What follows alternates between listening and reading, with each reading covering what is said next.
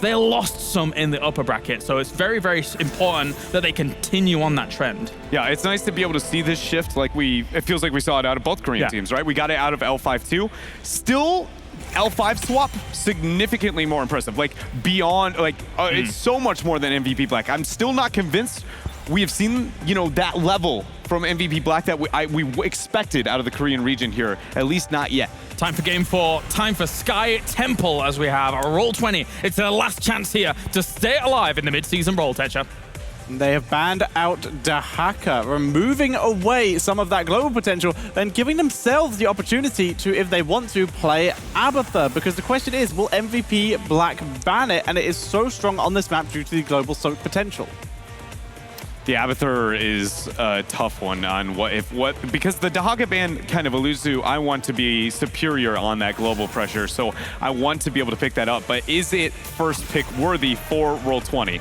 I'm going to say it is, but it's still risky on a map like Sky. They need to make sure they have very good skirmish with their other heroes, and Genji being removed, that's not ideal. Okay, they commit to the Uther, but that does give up a new Barak still. And again, we have to consider, where does the Abathur come in, if ever? I think... Hit me with it, Jay-How. Outside of the Uther, I'm really curious if this might not just be the Tracer game we've been waiting for. With Abathur or just in general? You can work something in around this. This might be, I love this battleground for Tracer. She has so much terrain to work around, play with Fog of War infinitely. You have good, you can dive in, recall behind a wall. I mean, there's just so much you can play around with. And we have two of the best, the very best, with Kyocha being near the top, Glaurung not as dominant on Tracer, but we have two of the best Tracers in the world on opposing teams, and both teams like to play it. And I think that taking Genji away and the threat of Zeratul maybe not being there, I'm not sure if Roll20 wants to go back down the same route. Maybe they try and change it up. If we see Roll20 pick it up, I feel like this would be the slot. I don't think that they can expect that it's going to go past this rotation through the ban phase on the side of MVP. So if so, the lack of snap picking Task Tracer makes me feel like they are going to avoid that route and go with something a bit more traditional. One of the things that surprises me the most, how many drafts have you seen to where, and I researched this extensively, to where MVP Black doesn't prioritize if Malfurion is available, that they go in that route. MVP Black, if their second pick, generally always, I would say at least 75 to 80% of the time, picks a support that Mary Day is going to be comfortable on, which is Malfurion and Kerosene being the backup option. I feel like MVP Black might have something up their sleeves. They may. Yeah. Or they just want to deny the Li Ming from blowing up that cocoon 800 times a game. Which did work very well last game. Roll20, not with the Task Tracer. Instead, they do still go with a double support, only it is the Ariel Valor this time. About as standard as we can get these days. Yeah, we've seen this picked up like time and time again. It feels like this rotation, even the Uther, Vala, and the Ariel, when it's on a map where the macro play, the wave clear and the pressuring, like Tomb, like Dragonshire, I can totally see the justification. But on one that is solely focused on just skirmishing, like Battlefield of Eternity, which we saw how well eStar was able to execute with that. Now here with Roll20, a team that I feel like had a much more comfortable comp last game and couldn't execute, that this is a very big setback for them in the comp, like in the draft. It's not that it's a bad comp. We know it's good. It's just not their strength. They're reaching. They are reaching and they are grasping for straws, I think, to change what they know. This is, before this weekend, this is just eStar in a nutshell, right? And now eStar's gone. We saw how well it worked for them, and it didn't, right? So now we have Roll20 in a composition that I don't think I've ever seen them run. Now trying to pull it out on Cursed Hollow of all places. I feel like Roll20 is trying to reinvent the wheel in the middle of a best of 5 with their tournament lives on the line. I mean, you either do that or you go home by picking the same thing over and over again. I don't know. I can see it both ways, and that comes down to their personal opinion, ultimately, right? They either say we keep mixing things up until hopefully something actually lands, or we stick to the only things that we've practiced and what hasn't been working so well in this series, and we stick to it and just say, hope that our mechanics eventually, our teamwork and synergy will pay off. Zeratul and Malfurion. But banning out the Stitches, the Malfurion would have been pressured, as would have the Li Ming, so they have put themselves in a position where they are now setting up for what could be VP into the Twilight Dream / all the damage from Li Ming. They've set themselves up a wombo with still space to work with.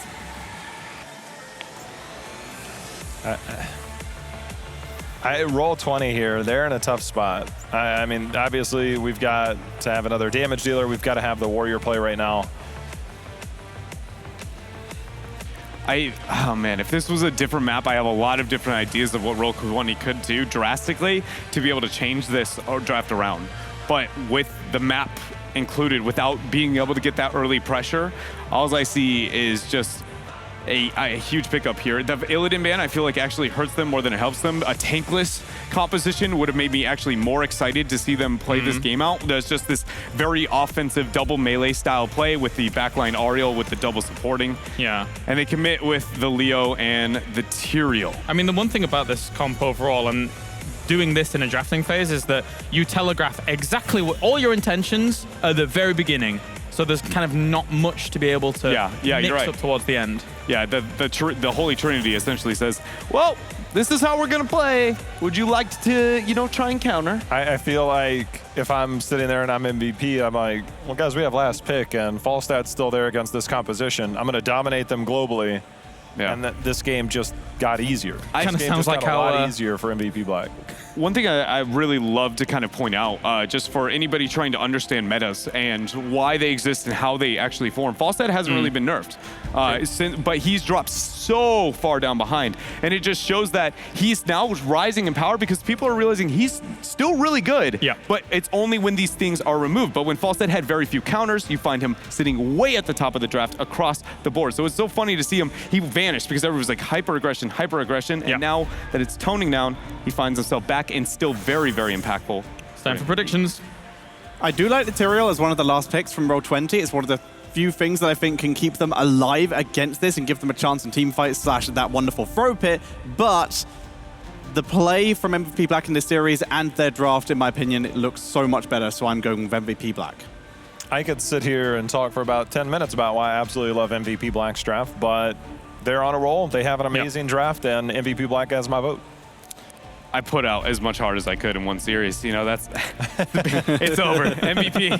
I tried to believe in North America. I gave it everything I could, but this is the end. You gave them everything. You threw my sign on the ground. I can't believe. But anyway, let's see what the chat thinks as well, as all our hashtags have been flying on in. Wow. And as games have gone on, as games have progressed, MVP Black has gained some traction with you guys over at home. I wonder why. Oh, well, that is going to be it. Game 4 now on the way here, and Roll20 has the do or die as they are on tournament life here against MVP Black. The roller coaster of emotions from the series evident in the voting from chat throughout the series. Yeah, MVP Black has been steadily gaining momentum, and that's bad news for anyone that might be facing them in the future of this tournament, as MVP Black looks favored to take this series. But for now, they still need to fight for it. Roll20 is not down and out yet. MVP Black here on the left, in the blue. Tist on the Nubarak, Reset on Li Ming, Kyocha on Zeratul, Meridale on Malfurion, and Sake on Falstad. With tournament life on the line, putting all their hopes in a composition we haven't really seen them play before. The sole representative of North America left in this event, with Yoda playing Uther, Glaurung on Vala, Buds playing Ariel, Justine playing Tyrael, and Prismaticism playing Leoric. They are Roll20. Now Roll20 has very strong map control. They have a 4-man that is almost impossible to beat early game, with Leoric being able to do some single or double lane pressure. We see it starting as a 3-man. Later it can transform into a 4-man if Leoric picks up Royal Focus, which I feel sometimes one talent is like, whatevs. This time I feel like it's absolutely key that he doesn't take fealty onto death once again at 4. Yeah, I know you were wishing that we had seen that from Leoric of Roll20 on the Infernal Shrines game. Definitely. You get that bonus swing. Wave clear now takes 4 seconds max instead of 7 or 8 seconds for Leoric, and that's huge. That allows you to mount up, go to the other lane, and do it all again. And that is the key for Roll20 here, because they have no lockdown. If MVP Black doesn't want to fight, they don't need to. They can blink away, barrel roll away, burrow charge away, and Malf just needs to stay the heck away. But MVP Black, they cannot get locked down by Roll20. They can only get outpushed. And so Roll20 needs to win the map. Let's see if they can do it. Temples are activating. This will be a first start. Sake flying bottom to be able to hold on to that lane while Tisk can go up for a potential pick around these temples. For now, we see Roll20 content to hold on to the top. They have their double support, so they will be team fighting later on, but feeling the heat maybe from MVP Black in the other game so far, wanting to make sure that Leoric can stay down there and counter Falstad. Yeah. Speaking of feeling the heat, MVP Black made a genius move this series by allowing Diablo Medivh to come through, knowing that Roll20 is feeling the pressure. If they can beat that comp, if Roll20 overhypes themselves on it, then if they win that game, the mentality could be shattered. For now, First Blood narrowly escaping Roll20 as Zeratul blinks away. And Leoric, Prismaticism, he picks up Royal Focus. So Roll20 has a chance this game to control the map.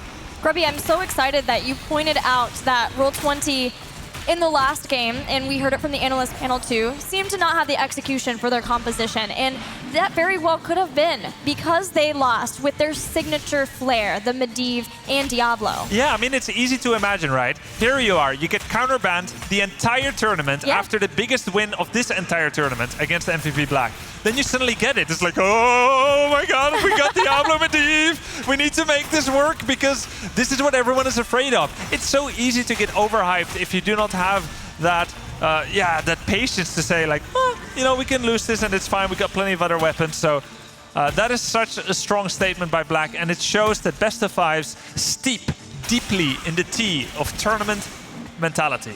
That plus the fact that it was on Infernal Shrines. Again, Roll20's favorite battleground, but they're holding their own here on Sky Temple with even more pressure on them now, knowing that one more loss will be their last. Yeah, but you know, I think if anything, Roll20 has accepted that that they can lose here. I think this is going to be a little bit more liberal game mentally than the last two.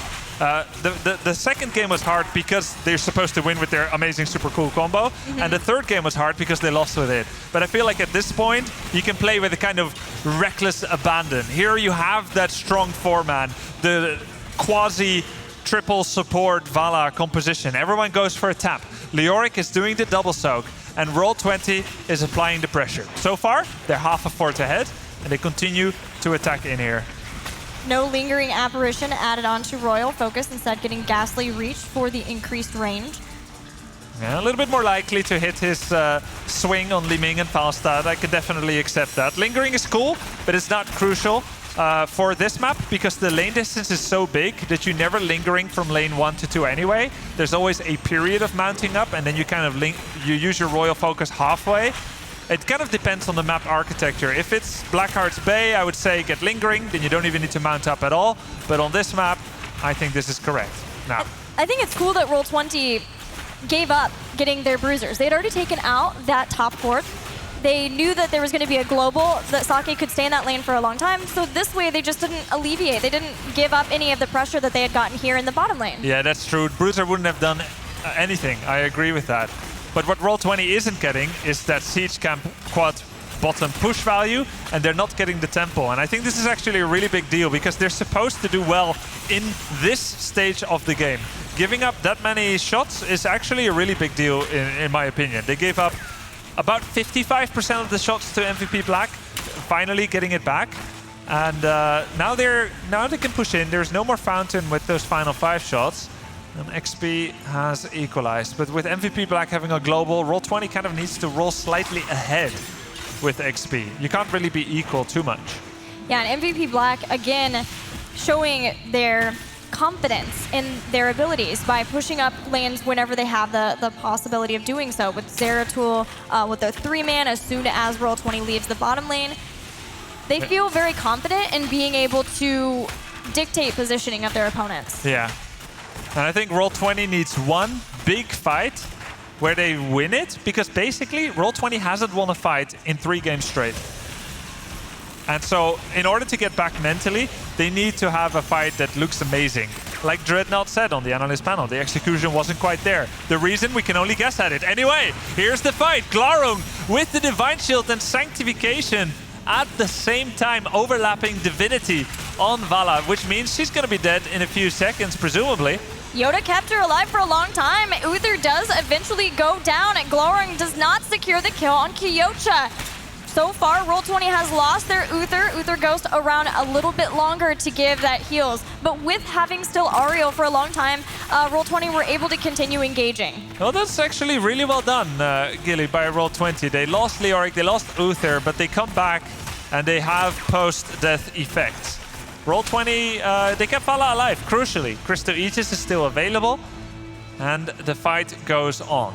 Roll20 slightly down in XP, will be equalizing soon. Key point is going to be if MVP Black can disrupt the Leoric double soak. They did so before with Zeratul to a degree, but everything you do on Heroes of the Storm, that's resources. If you fail the disruption, if you fail the kill, you've given up something somewhere else. So Roll20 needs to keep the pressure up to take away attention from Leoric.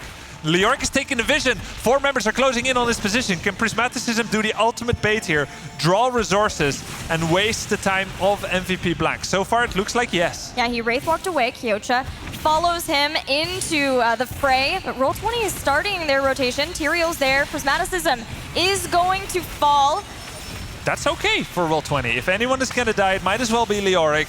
And Justin stays alive. In the meantime, temple shots for Roll20.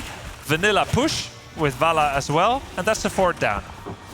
Grubby, what do you think of the decision to take Rain of Vengeance over Strafe? We know that Strafe is the favored heroic ability when you're comboing with Ariel because it gives her more hope, but in this case there's a double support available for Roll20. Yeah, I think it's correct.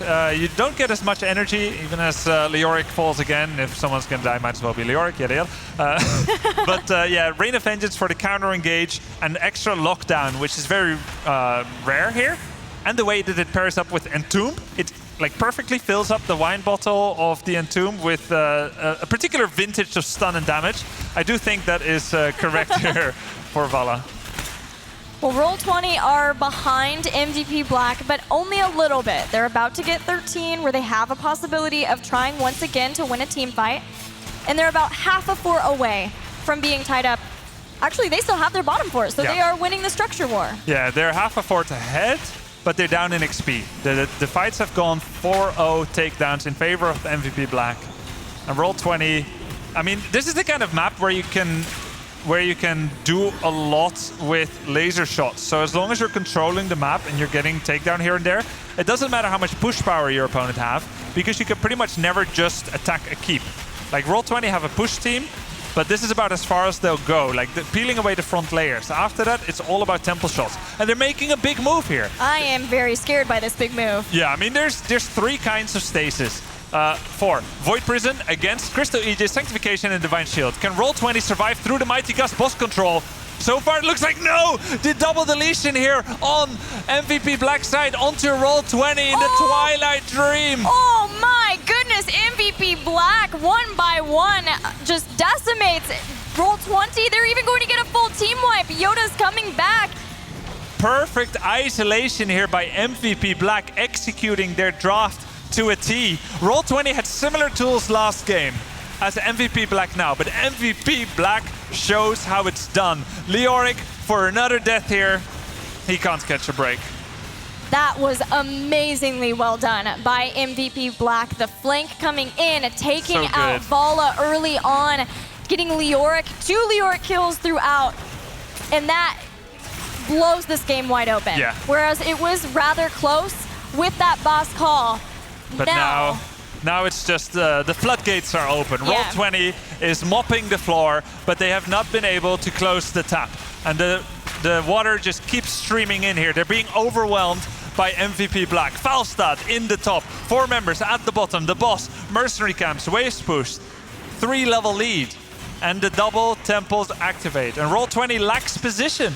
They need to deal with 3 problems at the same time. They decide to ignore the elephant Falstad in the room. They let their keep die.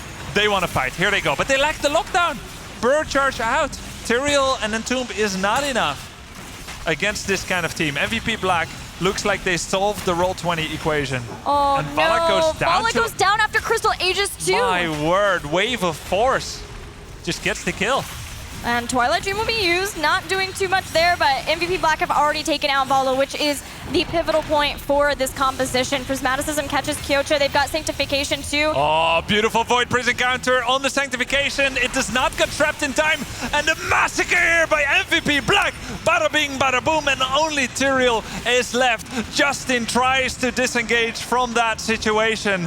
The map has been painted blue, and the artistry of that execution by MVP Black is looking to sell the crowd on this painting finally, and they say this is going to be a 3-1, 4-level lead. Boom! Vala down once again. Nobody can stay alive for Roll20. MVP Black are all over the place this game, and that's a good thing. They're catching everybody. Justing, maybe the next to give resets. Prismaticism comes back to life, but he's surrounded by the wrong color teammates. Tyrael goes down. MVP Black have already taken out one keep, and they are quickly getting a second. Yeah, the wrong color you said. That's exactly the way Roll20 feels about this mini-map right now, as they are down to their core.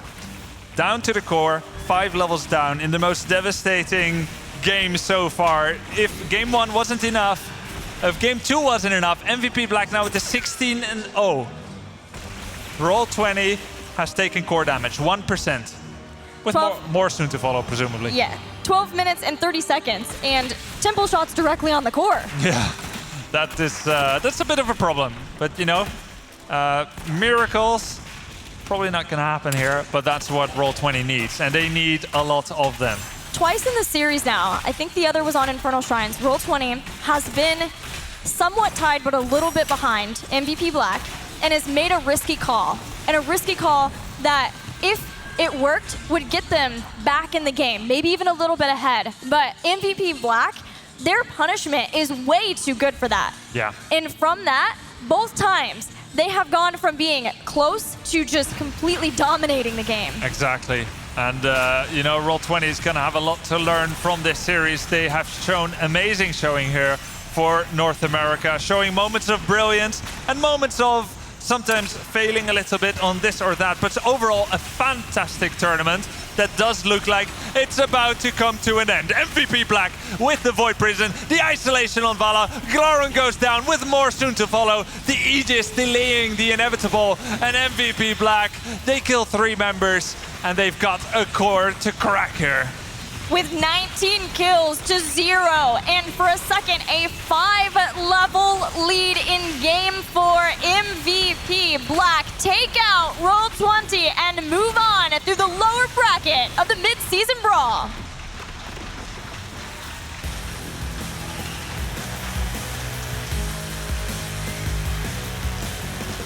Waiting in the winner bracket for their match right up next is going to be Fnatic and Team Dignitas. And they look at this series and they see a potential challenger coming to one of those top spots in the tournament. If MVP Black wanted to have a realistic chance in the rest of the Mid-Season Brawl today and tomorrow, this needed to be a 3-1 at the very minimum here against North America's best challenger this tournament. The best challenger that North America has shown probably in 2 years. Roll20 has grown a lot, but this needed to be a 3-1 or better for MVP Black. They've done so, they've looked increasingly better, and now they have an argument to say we are challenging for those top spots, Gilly. They needed that morale boost because the next opponent they play is L5. L5 versus MVP Black has been a storied battle between the two, and they will play later today, but you're right. Up next, we'll have Dignitas and Fnatic. But before that, let's break down the series with the analyst panel.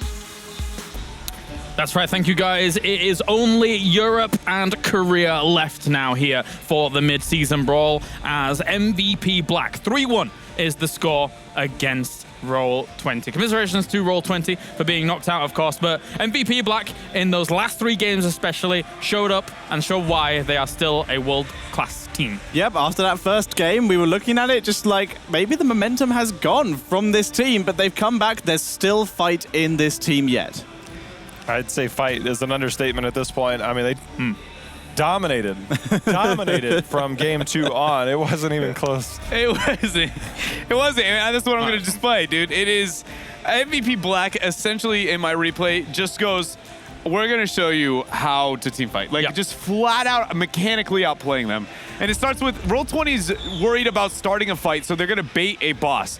But what you want to do in these type of compositions is never get it from left to right. Look for a flank. Sake comes from below, gets a bit of poke. Reset is going to drop a bit of poke as well over the wall. But this is where things really get out of hand. Immediately the damage onto Prismaticism. Void Prison. The only thing that can save this is a Sanctification, and Dream is going to deny it. That boss is started, and all 5 members of Roll20 are killed before it's even captured.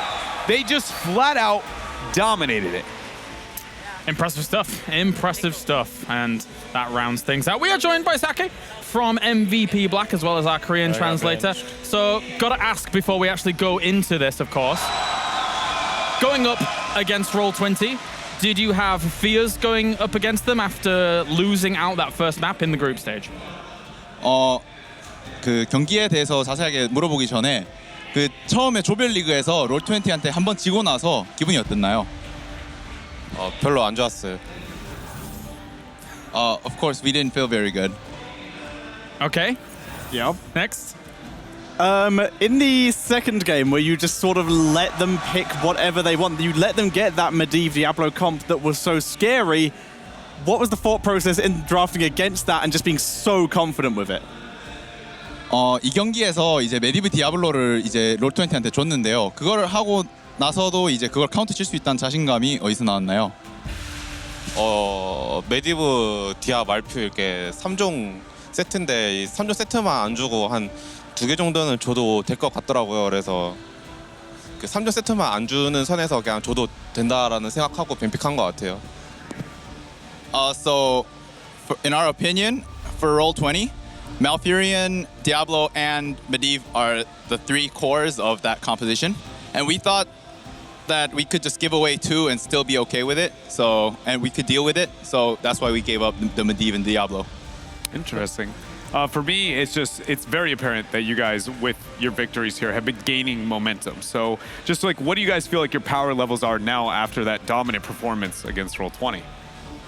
이제 점점 MVP 플렉이 점점 나아지는 모습을 보이고 있는데요. 이제 약간 실력이 한 어느 정도 올라온 것 같나요? 실력 그냥 저희가 지금 잘 못하고 있어서 어느 정도인지 잘 감도 못 잡겠어요. I feel like we're not really doing very well, so I can't really judge how much of a power level we are at right now. So you go up against L5 next, obviously, to see who goes through into the lower bracket final. You've played against them many, many times in the past. How do you anticipate it going into this match? 이제 다음 경기 L5랑 하는데요. 수없이 상대해본 L5지만 뭐 이제 경기 결과를 어떻게 예상하시나요? 엘바나 저희나 지금 이렇게 좋지 않은 모습 보여주고 있어서 아마 저희가 이기든 L5가 이기든 3대1 스코어 나올 것 같아요. Both L5 and both MVP Black and L5 are doing really horribly this tournament, but whoever wins, it's gonna be. I think it's gonna be a 3-1. Okay, well, thank you very much, Sake, and good luck in your future matches as we check in with the brackets now and see how things have gone on so far. Down towards the bottom side, we have L5 and MVP Black finding themselves a spot here to challenge for that lower bracket final. Meanwhile, we have our next series, which is coming up in just a few moments' time, and this will give us a glimpse into the weirdness that is the matchup of Dignitas against Fnatic, because we've seen how strong they have both been at this tournament, but for some reason, Fnatic on international stages, or on stages, do have a slight block here against Team Dignitas. Can we take it a step further? Both times they played in the league, and when they played at Western, Yes. and when they played back, as far as I can remember, all best of fives. Nobody's winning 3-1, nobody's 3-0, and it's always 3-2. Always. I don't know what it is about this matchup. Always go to 5 games.